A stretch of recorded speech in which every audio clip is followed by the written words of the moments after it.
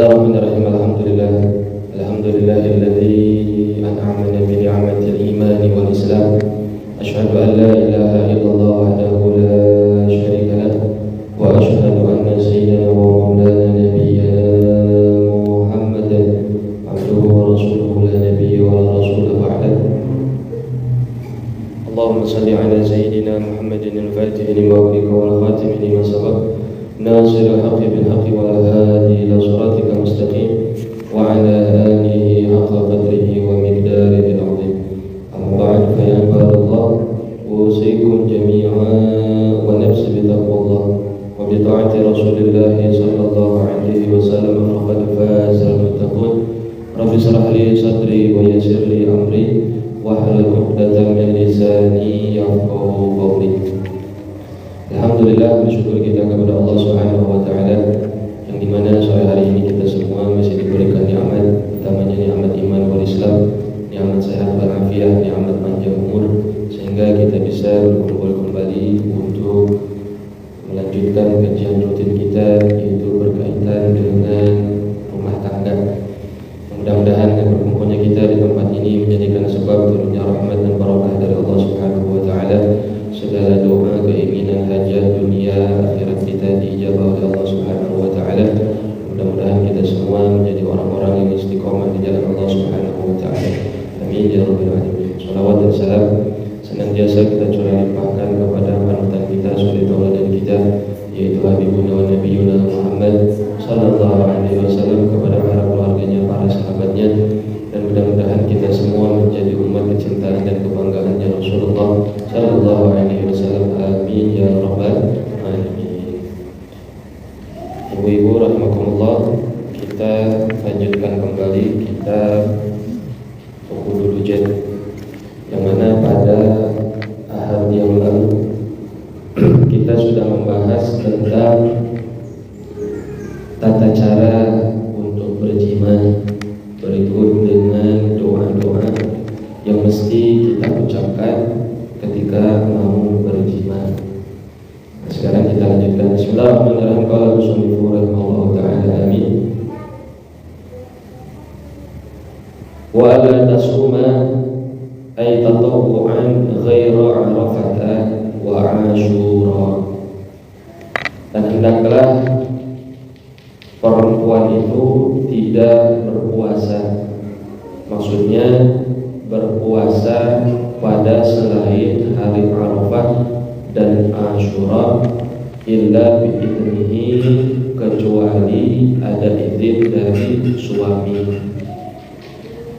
Nah, jadi seorang istri ketika mau melakukan apa saja, terlebih dia mau beribadah kepada Allah, maka sejatinya baik itu ibadah yang sunnah sekalipun, seperti dia mau berpuasa, umpama berpuasa sunnah, maka puasanya harus meminta izin terlebih dahulu kepada suami.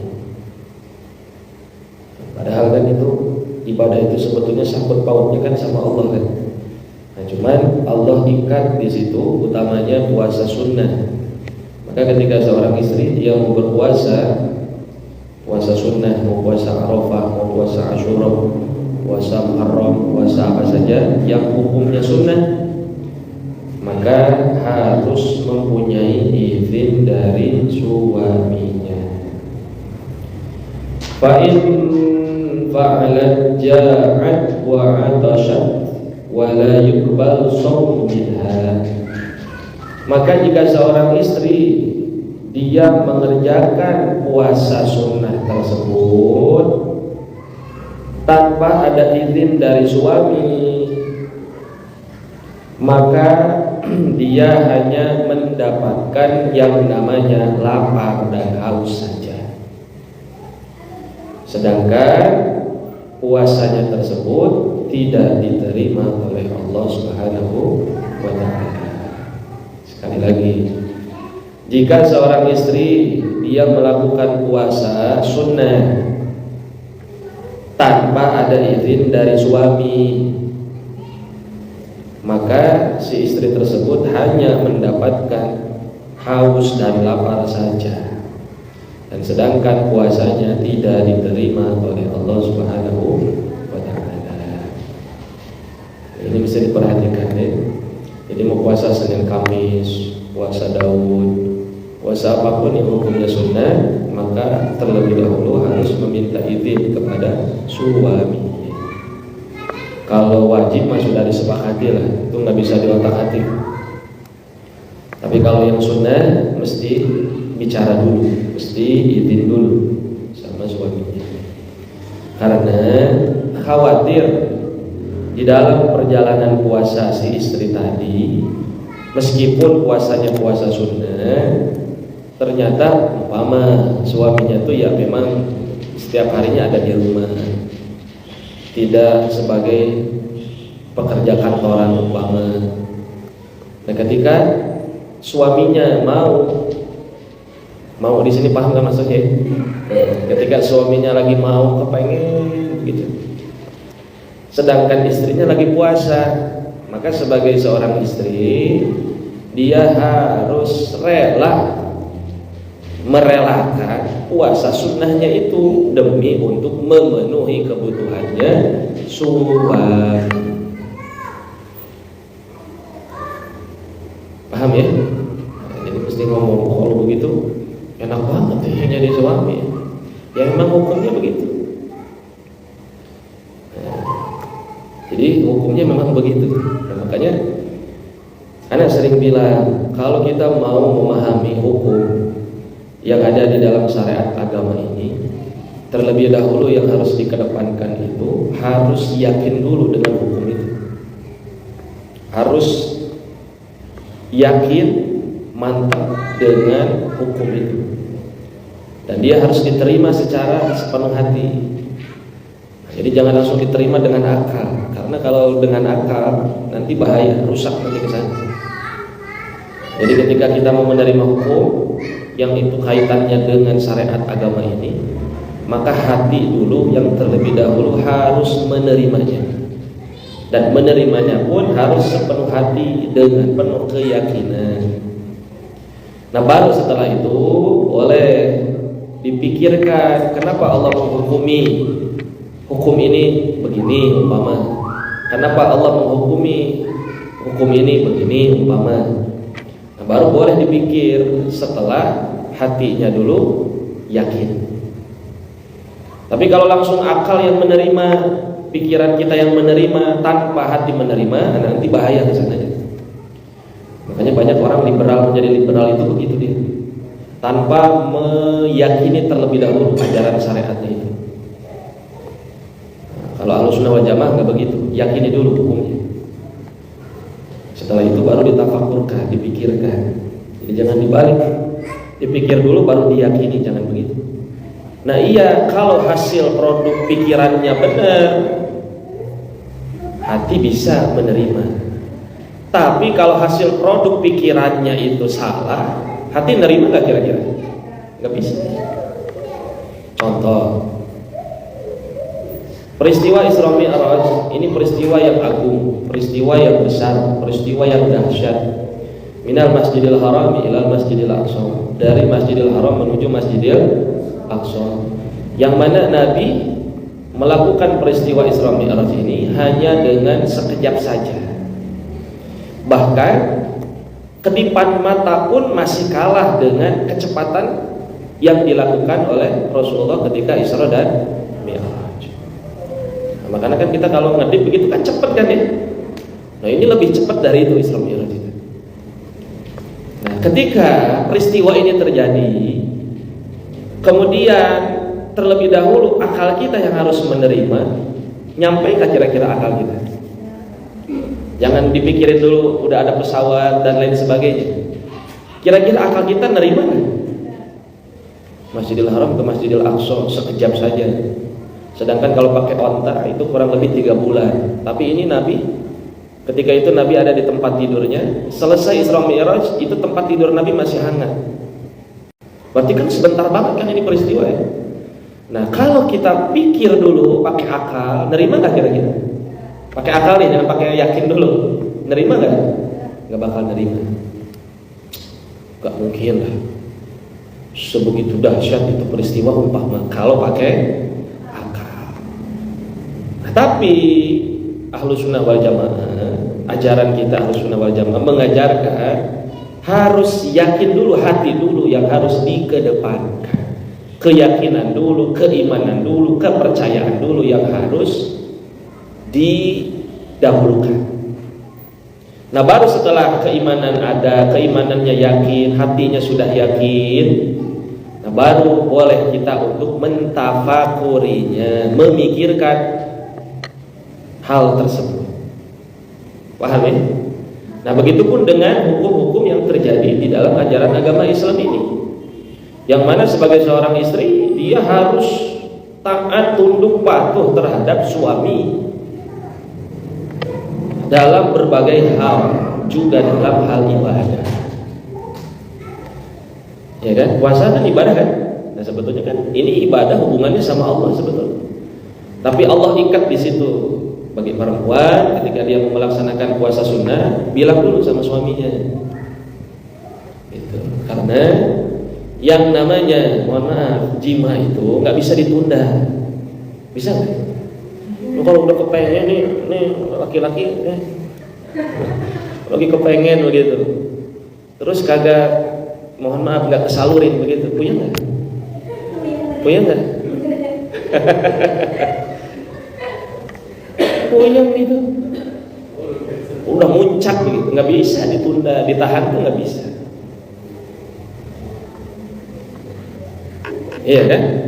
Begitu kan? Ya paham dah, paham. Nah, maka hukum ini ya mau tidak mau harus diikuti, terutama bagi seorang istri. Ya kalau lagi puasa wajib mah ya jangan, harus tahu juga. Cuman ya kadang-kala ya itu tadi, karena nggak bisa nahan itu, akhirnya ya mau gimana? Tapi kalau sudah urusannya yang wajib, puasanya yang wajib, ya jangan, nggak boleh. Karena kalau puasa wajib, terutama nanti umpama di puasa Ramadan begitu, itu kan wajib kan. Nah, kalau berjima di siang hari kan nanti kena kifarat, jangan. Meskipun halal, hubungannya halal, nggak dosa, tapi dapat kifaratnya. Itu yang mesti dipahami ya. Jadi apapun harus ada izin. Itu yang pertama. Kemudian wa alla tukhraja min baitiha illa bi'idnihi. Dan hendaklah seorang istri tidak keluar dari rumahnya kecuali ada izin dari suaminya. Nah, jadi kalau mau keluar izin sama suami. Kecuali keluarnya yang sudah mafhum suami. Kecuali kalau suaminya sudah paham, kalau istri keluar, oh mungkin lagi beli sayur, lagi ke warung, atau mungkin kalau umpama rumahnya dekatan dengan orang tuanya, oh mungkin lagi ke rumah orang tuanya, umpama. Kalau sudah paham begitu nggak dosa. Tapi keluarnya ini, kalau keluarnya suaminya nggak tahu menahu, sehingga ini istri keluar begitu aja nyelonong tanpa ada izin terlebih dahulu kepada suaminya, maka itu nggak boleh. Jangan dilakuin hal begitu. Kenapa kok nggak boleh dilakukan kalau keluar rumah tanpa izin suami? Fa'in fa'alat bi an kharajat bi ghairi idnihi, maka jika seorang istri dia melakukan hal tersebut keluar tanpa izin suami, la'anataha al-malaikatu ay malaikatus samai wal ardi wa malaikatur rahmati wa malaikatul azabi.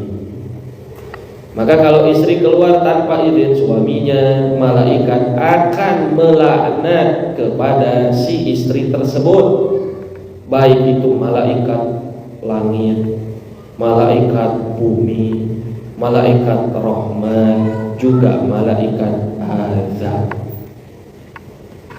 Nah, kalau sudah dilaknat malaikat, ngeri nggak kira-kira? Oh, ngeri sekali. Karena kalau malaikat sudah mendoakan, wah pasti dijawab. Kenapa? Karena malaikat itu makhluk yang tidak pernah berbuat dosa, tidak pernah berbuat salah, sehari-harinya selalu beribadah kepada Allah. Sehingga setiap kali malaikat berdoa kepada Allah, pasti doanya akan diijabah. Itu tentang doa. Begitu sebaliknya ketika malaikat melaknat kepada si istri yang model tadi, diijabah tak kira-kira? Wah, diijabah. Rugi nggak kira-kira? Sepele nggak masalahnya? Kira keluar ini kudu izin, iya kan? Kalau pikir pakai akal saja. Kira keluar ini kudu izin, ketik-ketik izin, ketik-ketik kudu bilang, kudu ngomong. Nah, tapi ternyata nggak begitu. Islam punya aturan. Karena kedudukan perempuan itu ditinggikan derajatnya oleh Rasulullah, oleh Allah. Saking ingin menjaga yang namanya perempuan. Karena perempuan itu identik makhluk yang lemah. Nah, sehingga aturan itu harus diberlakukan kepada yang namanya perempuan. Itu karena bahaya, ngeri kalau sudah dilaknat sama malaikat. Itu jangan sampai terjadi hal sedemikian itu. Jadi mau nggak mau harus izin. Mau kemana pun, mau ngaji harus izin juga. Hati-hati, ngaji nggak izin sama suami nggak boleh. Hatta suaminya ngelarang-larang, tapi kekeh begitu istrinya mau ngaji nggak boleh. Contoh nih, mau ngaji ke Al-Fatih begini, terus izin sama suaminya, mau izin ya mau ngaji nggak boleh. Ya dia harus taat, tunduk patuh terhadap suami. Nah sih mending nggak boleh, orang mau ngaji kok mau nyari ilmu. Pokoknya mah biarin weh, saya mau berangkat sendiri umpama. Nggak boleh begitu. Berangkatnya bukan dapat pahala, dapat laknat itu. Hatta mau nyari ilmu, hatta mau datang ke majelis ilmu, hatta mau mau datang acara tabligh akbar, hatta mau ketemu si fulan, ketemu ulama, ketemu ini, nggak boleh tanpa ada izin suami. Itu urusan kebaikan saja nggak dapat pahala, apalagi bukan urusan kebaikan, lebih-lebih dosanya. Gitu. Jadi bagusnya memang ya izin itu penting, izin sama suami. Karena khawatir selama umpamanya keluarnya tanpa ada izin suami, terus suaminya nggak ridho, selama itu dosa aja dihitung terus sampai dia balik ke rumahnya. Umpama ngajinya sejam gitu. Nah selama sejam itu dapatnya dosa aja, nggak dapat pahala. Nah bahkan di sini disebutkan hatta tatuba ay al-mar'atu, sampai si istri itu taubat. Nah, jadi contoh tadi ya, dia keluar rumah nggak ada izin suami, selama itu dosa. Sampai dia itu bertaubat. Nah setelah dia taubat baru berhenti dosanya. Kalau belum tobat-tobat, enggak bakal diampuni dosa itu. Nah, jadi tobatnya ya minta ampun, ya Allah ampuni saya sudah melakukan kesalahan, keluar rumah tanpa izin suami. Wahai suamiku, mohon ridho, mohon keikhlasannya, mohon pengampunannya. Saya salah, sudah keluar rumah tanpa ada izin. Minta maaf begitu. Kalau nggak minta maaf, selama itu dosa aja, dosanya tetap dihitung sampai dia bertaubat. Al-turji'u ay ila baitihi, atau ya dia sampai pulang ke rumahnya. Jadi sampai dia pulang ke rumahnya. Berarti kalau nggak pulang-pulang, keluar rumah tanpa ada izin suami, selama itu dosa. Hatta umpama ngajinya seminggu, begitu keluar rumahnya mau ngaji seminggu, setiap hari, tapi nggak izin sama suami, ya dosa. Itu urusan kebaikan aja begitu, apalagi yang bukan baik. Udah jelas kalau bukan kebaikan dosa. Yang baik aja dianggap berdosa, apalagi yang buruk, yang jelek. Oke. Nah, coba kalau pikir, ngeri nggak kalau begitu? Menurut ibu-ibu keterlaluan? Kok begini banget gitu? Ya beginilah. Allahu a'lam, Allah lebih tahu. Iya kan? Makanya tafakur, kenapa kok begini gitu. Keluar rumah izin, mau ibadah aja mesti izin. Makanya sebetulnya paling gampangnya ibadahnya perempuan itu ketika dia menemani suaminya. Jadi ibaratnya ibu-ibu nih, perempuan istri-istri itu nggak usah banyak baca Quran. Bukan berarti nggak boleh maksudnya. Jangan salah paham, nanti dibilangnya nggak boleh baca Quran. Bukan. Jangan terlalu banyak baca Quran ketika suaminya masih ada di rumah. Jangan melakukan ibadah-ibadah yang lain, sholat sunnah diperbanyak begitu, padahal suaminya ada di rumah. Baca Quran dihatamin begitu, padahal suaminya ada di rumah. Justru ibadah yang paling afdal ketika suaminya ada di rumah, istri itu menemaninya terus kepada suami. Itu yang paling afdal begitu. Nah, bisa nggak kita memaksimalkan perkara itu? Nah, kalau sudah mampu begitu, udah nggak usah ditanya lagi. Udah solehah itu, udah begitu. Wah, masa solehah cuma nemenin suaminya aja? Nih, ketika nih istri dia menemani suami, sepanjang itu dia memberikan kebahagiaan kepada suami, menggembirakan kepada suami, memberikan kesenangan kepada suami, itu sudah cukup buat si istri itu. Nah, itu kan sepele kan? Iya kan? Jadi jangan kayak sekarang, orang-orang sekarang ada suaminya di rumah, istrinya hare-hare mainan HP sendiri di kamar gitu, lihat medsos segala macam. Jangan. Terus kumaha lamun nemenin suaminya bari main HP. Atau suaminya main HP. Itu udah begitu dah. Jadi enak udah. Jadi istri itu nggak banyak tuntutan sebetulnya. Tinggal gimana caranya bisa membahagiakan suami. Udah jaminannya surga. Bagaimana caranya supaya dapat ridhonya suami. Udah jaminannya surga itu. Nggak usah terlalu memperbanyak ibadah-ibadah yang lain. Nggak usah. Bahagiakan suami, dapat ridhonya suami, nyenengin suami, udah cukup. Kalau ya suaminya setiap harinya ada di rumah. Ya kalau nggak ada, ya tetap. Ya jangan masa tiap mau gawe video call, jangan. Doain gitu, tiap mau berangkat doa, tiap beres sholat doa gitu. Doain suami gitu kan, itu harus sepele kan begitu ya. Praktek tuh memang yang susah. Kadang kita tuh terlalu banyak teori. Ya anak juga kayak begini teori aja bisanya sebetulnya. Praktek memang susah, tapi ya harus dicoba.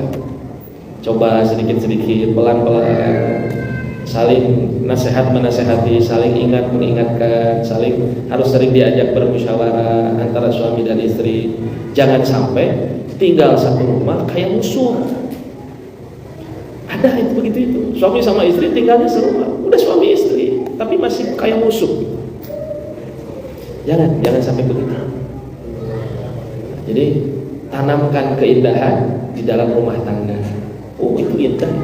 Kalau sudah tertanam, kan kita menanam nggak pernah soalnya. Nanam nggak pernah, korek dipupuk mah ditanam lagi pernah. Makanya kayak kita mau pengen buah alpukat, nggak pernah nanam alpukat, ada buahnya kan?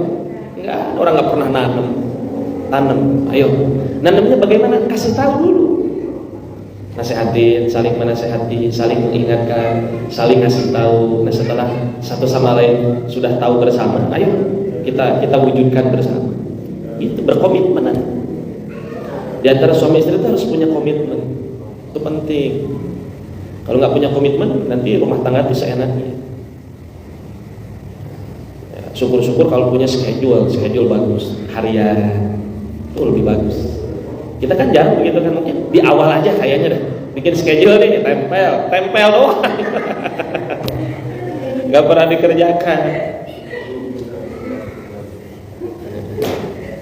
Iya, praktek ayat kita harus banyak praktek. Teori gampang. Ya.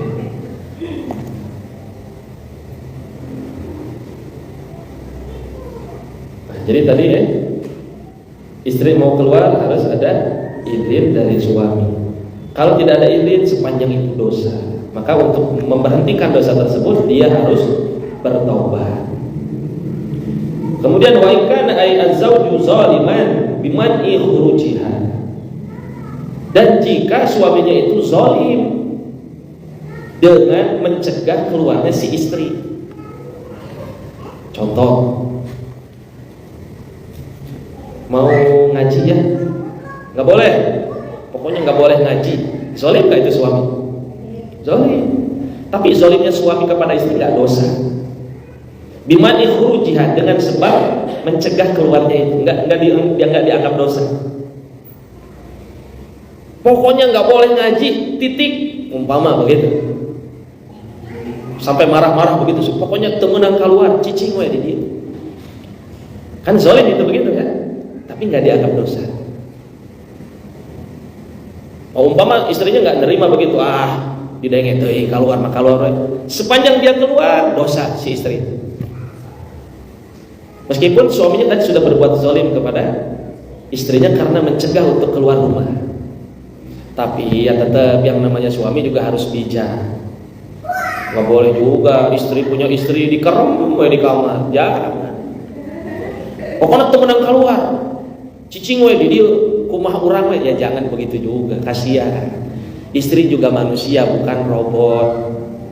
Ya kan, terlebih istri itu biasanya sering bete, kan bete ada. Sumpek begitu, sumpekan istri itu. Jadi jangan begitu juga dikerem, apalagi sampai dikunci. Suaminya kerja dikunci, istrinya di rumah. Jangan, kejam itu begitu, jangan. Meskipun dosa kan? Ya cuma zalim, jangan sampai sebegitu lah. Ya tetap ya ada batasan-batasan tertentu. Jadi kalau pun umpama suaminya melarang istrinya keluar rumahnya, tidak bolehnya untuk ngaji, ya ajarkan dong suaminya sama istrinya, ajarin dia ngaji, kasih pemahaman agama kalau sekiranya nggak boleh keluar.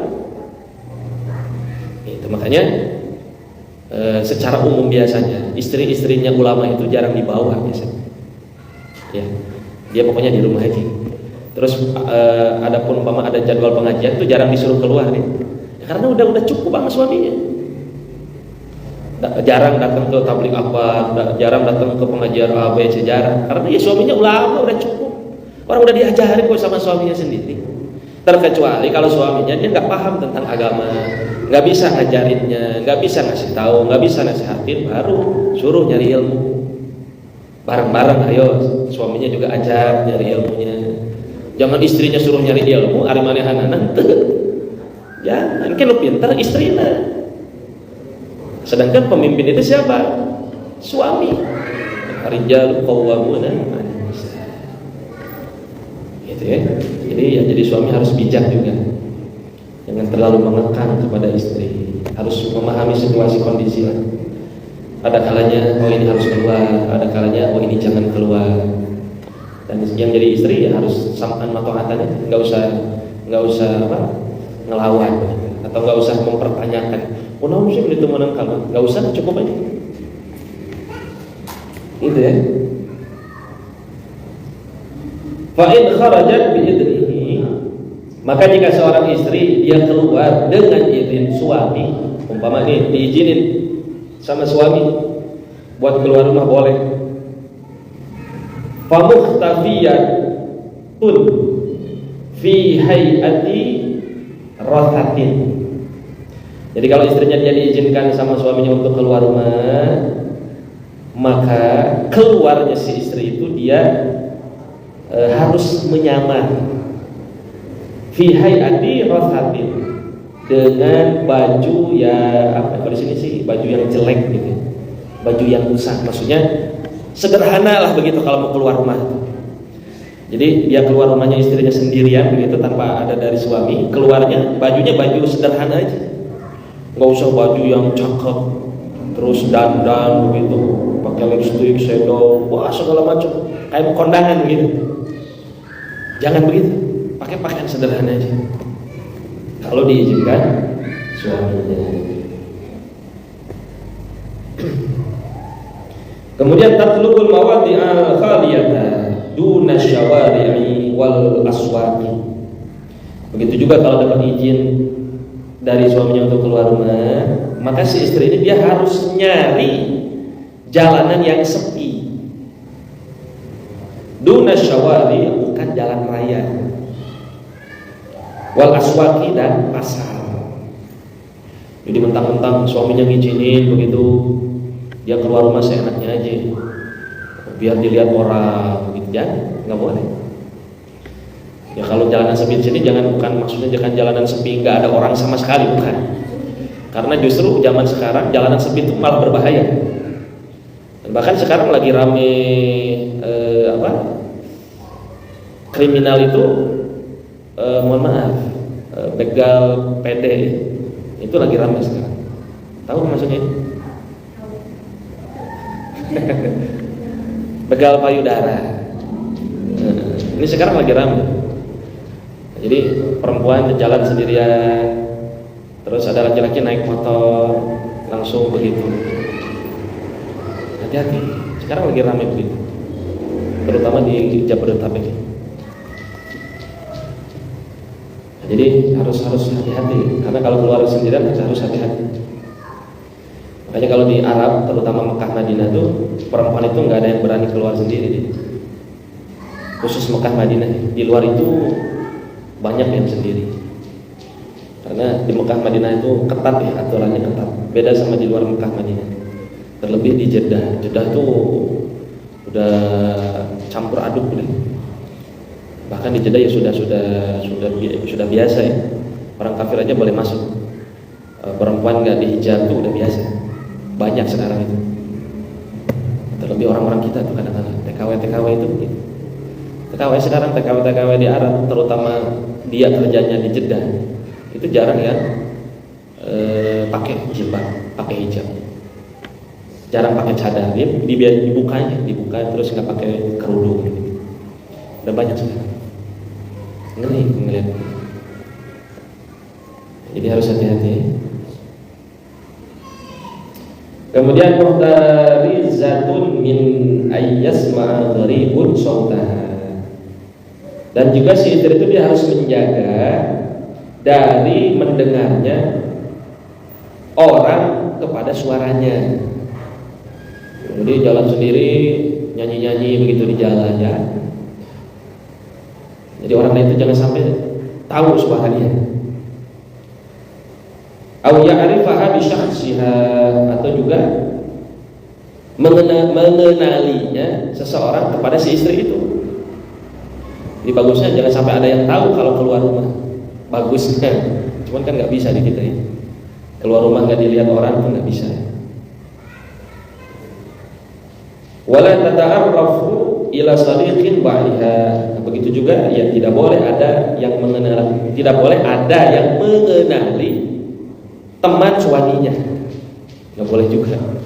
Sampai ketat ya. Kalau ngikutin ini berat kayaknya. Sampai nggak dikenali sama teman suaminya, sahabat-sahabat suaminya, karena menjaga betul itu susah ya, tapi ya harus diperhatikan. Wa ulima min dzalikal madhkuri annahu yajibu wujuban muta'akkadan 'alal mar'ati. Maka gampangnya kesimpulan dari perkara-perkara tadi, sesungguhnya hal ini menjadi wajib bagi istri, yang mana kewajiban ini dianjurkan alal mar'ati, atas perempuan. Jadi wajib ya. Kenapa diwajibkan taat kepada suami? An tataharra ridha zawjiha, karena untuk mendapatkan ridha dari suaminya. Jadi yang terpenting bagi seorang istri itu harus mendapat ridho suaminya, baik itu urusan ibadah ataupun urusan selain ibadah. Itu penting, dapat ridho suami itu hal terpenting, terutama bagi seorang istri. Wa tajtaniba sukhtahu ma amkana, dan juga supaya menghindari marahnya suami bila itu memungkinkan. Jadi jangan sampai suami itu marah sama istrinya. Harus menjaga itu, menghindari hal itu. Terlebih umpama, naudzubillah ya, jangan sampai setiap hari bikin goda begitu suami, bikin kesel begitu suami. Jangan. Itu istri-istri yang bukan soleh begitu. Paham kira-kira ya? Itu yang mesti diperhatikan.